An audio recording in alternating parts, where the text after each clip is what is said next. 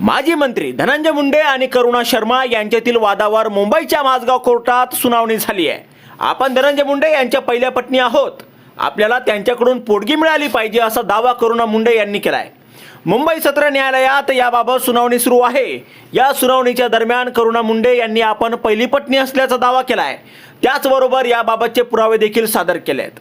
धनंजय मुंडे यांच्या वकिलाने हे पुरावे नाकारलेत, पण माझगाव कोर्टाने याचिका फेटाळली। करुणा मुंडे यांना महिना 2 लाख रुपये पोटगी देण्याच्या कौटुंबिक न्यायालयाचा निर्णय माझगाव कोर्टाने कायम ठेवला आहे। करुणा मुंडे यांनी कोर्टात धनंजय मुंडे यांचं नाव मृत्यूपत्रक सादर केलं आहे। त्यामुळे करुणा मुंडे यांच्या नावासमोर पहिली पत्नी तर राजश्री मुंडे यांच्या नावासमोर दुसरी पत्नी असा उल्लेख असा दावा त्यांनी केला आहे। धनंजय मुंडे यांनी यावेळी आपल्याला पहिल्या पत्नीचा दर्जा दिल्याचा करुणा मुंडे यांनी दावा केला आहे। त्याचबरोबर आम्ही 27 वर्षे सोबत राहिलो आहोत असंही त्यांनी कोर्टात सांगितलं आहे। आमच्या जॉईंट बँक अकाउंट आहे, पॉलिसी आहे, परळी पोलीस ठाण्यात माझ्या लग्नाचे पुरावे देखील आहेत असं करुणा यांनी स्पष्ट केलं आहे। त्याचबरोबर त्यांनी यावेळी कोर्टात धनंजय मुंडे यांनी त्यांचा पत्नी असल्याचं स्वीकृती पत्रक सादर केलं आहे। आता काय आहे स्वीकृती पत्रक ते पाहूया। करुणा मुंडे यांनी सादर केलेल्या स्वीकृती पत्रकात धनंजय मुंडे यांनी त्यांचं करुणा यांच्याशी लग्न झाल्याचा उल्लेख आहे।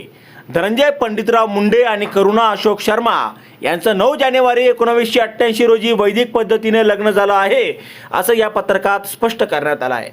मी आई वडिलांच्या दबावात दुसरं लग्न केलं तरी करुणाला घटस्फोट देणार नाही, तसंच माझे मुलं शिशव आणि शिवानी तसंच करुणासोबत राहणार असल्याचं या पत्रकात स्पष्ट करण्यात आलं आहे। दरम्यान धनंजय मुंडे यांच्या वकील सायली सावंत यांनीही कोर्टात युक्तिवाद केला आहे।